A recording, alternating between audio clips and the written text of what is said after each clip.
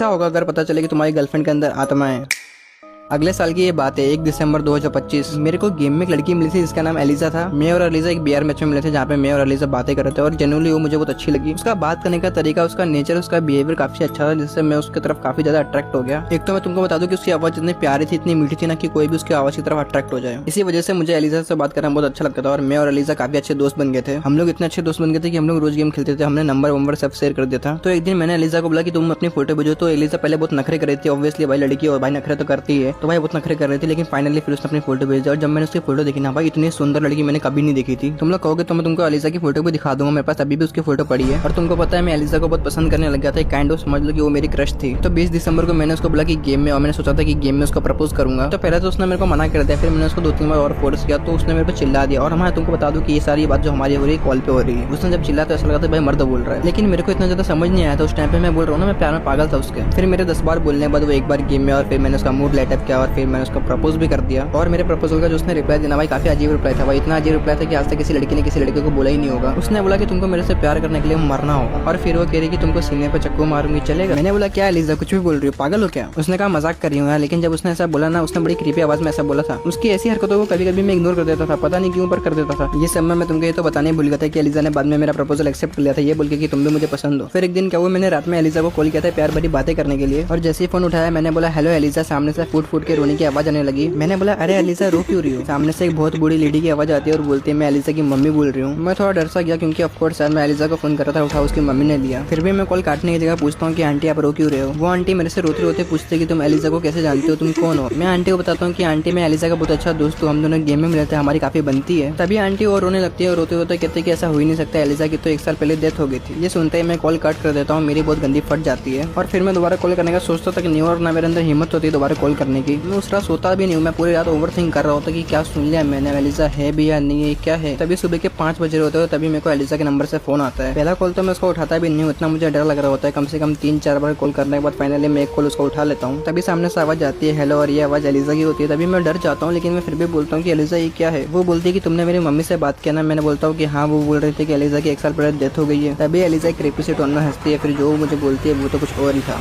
Elijah बोलती है कि मेरी मम्मी पागल है थोड़ी सी, जब से पापा की डेथ हुई वो ऐसे ही बोलती है। मैं बोलता हूँ क्या हुआ था यार, कैसे हुई अंकल की डेथ? वो बोलती है नहीं यार छोड़ो, ये सब बातें मुझे फिर से याद नहीं करनी है। मैं बोलता हूँ फिर भी क्या हुआ बताओ तो। तभी वो बोलती है कि उसके पापा की ट्रक एक्सीडेंट से डेथ हो गई थी और ये चीज मम्मी को सदमा लग गया है। मैं ये सुन के बड़ा इमोशनल हो गया और बाकी सारी बातें भूल गया, और एलिजा ये बोलने के बाद तुरंत ही रोने लगी थी। फिर मैंने एलिजा को चुप करा के फाइनली उसको सुला दिया। अगले दिन मैं कॉलेज से घर आया, तभी मुझे एलिजा का फोन आता है और जैसे मैं उसका फोन उठाता हूँ वो जोर जोर से रोने लगती है और मैं उसको फिर चुप कराता हूँ। फिर मैं उसको पूछता हूँ कि क्या हुआ, क्यों रो रहे बताओगे? तभी वो बोलती है कि उसकी बहन जेनिफर की डेथ हो गई। मेरा रिएक्शन होता है क्या कैसे? तभी वो बोलती है कि हम लोग पिलो फाइट खेल रहे थे और जैसे मैंने उसको पिलो मारा वो नीचे गिर गई और उसके बाद वो कभी उठी ही नहीं। वो बेचारी और रोने लगी, ये सोच के उसकी बहन को उसने ही मार दिया। मैं उसको दिलासा देता हूँ, मैं बोलता हूँ कि तुमने ये जानबूझ के नहीं किया, इट वाज एन एक्सीडेंट। तभी वो रोते रोते एक अजीब से स्माइल करके बोलती कि मैं तुमको मार दूं, कैसा लगेगा? मेरे को लगता है कि इसकी बहन की डेथ से ये मेंटली डिस्टर्ब हो गई है, इसलिए ऐसी ऐसी बातें कर रही है। तभी मैं उसको बोलता हूँ कि एलिजा अभी कॉल काटो, अभी तुम बात करने की हालत में नहीं हो। फिर वो बड़े पागलों जैसे बोलते कि मैं तुमको मार दूंगी ना, तुम कभी कॉल नहीं काट पाओगे। एलिजा की अजीब बातें सुन के मैं एलिजा को कॉल काट देता हूँ और फिर मेरे साथ बहुत डरावना सीन हो जाता है, जो तुमने सुना तो तुम्हारी भी फट जाएगी।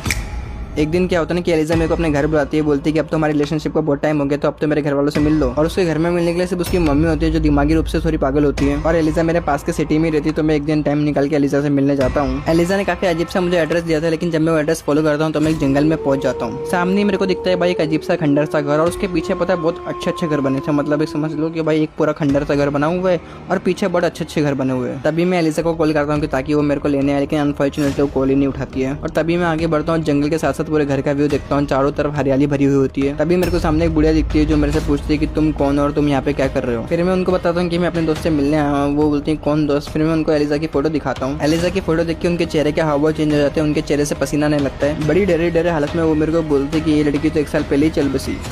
मैं बोलता हूँ हाँ आंटी ये क्या बात कर रहे हो, अभी हमारी कल ही तो बात हुई है। मैं मन ही मन सोचता हूँ कि क्या यार पागल बुढ़िया कुछ भी बोले जा रही है। तभी वो बुढ़िया मेरे को बोलते है कि ये जो सामने घर है ना यही है उसका घर, मतलब वो खंडर वाला जो मैं तुमको स्टार्टिंग में बता रहा था ना। और तुमको पता है वो घर की मेरे पास वीडियो भी पड़ी थी जो मैंने अनफॉर्चुनेटली डिलीट कर दी, लेकिन अगर तुमको देखना है उसका घर तो मेरे को कमेंट करना। मैंने अपने बहुत सारे दोस्तों को भेजा था, तो किसी न किसी के पास तो मिल जाएगी, तो मैं तुमको दिखा दूंगा। तभी उस बुढ़िया की बात को इग्नोर करके मैं आगे बढ़ता हूँ। आगे मुझे 2-3 लोग और मिलते हैं जो सेम चीज बोलते हैं। तभी मैं सोच में पड़ जाता हूँ कि अगर ये लोग सच बोल रहे तो जो मेरे से बात करती है एलिजा वो कौन थी? तभी उन 3-4 लोगों के बीच में से एक बुढ़ा आता है और वो वो बोलते कि क्या हुआ। मैं उनको फोटो दिखा के बोलता हूँ कि अंकल मेरे को अपने दोस्त एलिजा के घर जाना है। तभी वो अंकल सेम चीज बोलते कि ये लड़की तो 1 साल पहले ही खत्म हो गई और साथ साथ में इसका खानदान भी 1 साल पहले खत्म हो गया। मैं उनको बोलता हूँ कि क्या बात कर रहे हो यार, कल ही तो मेरी इस लड़की से बात हुई है। वो लोग मेरे को बड़े अजीब से दिखने लगते हैं, जिससे कि मानो पागल हूँ मैं उनके लिए। फिर वो लोग मेरे को इन सब का सच बताते हैं। वो लोग मेरे को बताते हैं कि एलिजा के पापा ब्लैक मैजिक करते थे, जिससे उनके और उनके वाइफ में बनती नहीं थी। वो लोग मेरे को बताते हैं कि एक दिन एलिजा के पापा मम्मी का झगड़ा हो गया था, जिससे वह एलिजा की मम्मी ने एलिजा के साथ मिलकर उसके पापा को मार दिया। फिर वो लोग बताते हैं कि एलिजा ने अपनी बहन जेनिफर का तकिए से गला घोट के मार दिया था, जस्ट बिकॉज जेनिफर ने देख लिया था उसके पापा को मारते हुए इसलिए। और एक दिन एलिजा की मम्मी में और एलिजा में किसी चीज को लेकर आर्ग्यूमेंट हो गई, तो एलिजा ने उसकी मम्मी को भी मार दिया। और अपने मम्मी को मारने के रिग्रेट में एलिजा ने खुद फांसी लगा ली। और वहीं के कुछ लोग ऐसा भी कहते हैं कि एलिजा के पापा ब्लैक मैजिक करते थे, तो ब्लैक मैजिक की वजह से उनके पूरे घर को किसी डीमन ने मार दिया। पर मेरा अभी भी सवाल वही था कि मैं जिससे बात करता था वो कौन थी। ये सब सुनने के बाद मैं उल्टे पांव अपने घर निकल जाता हूँ और जैसे मैं गाड़ी में बैठता हूँ मुझे एक कॉल आता है। और मैं जैसे वो कॉल उठाता हूँ मुझे सामने से आवाज आती है कि आई लव यू,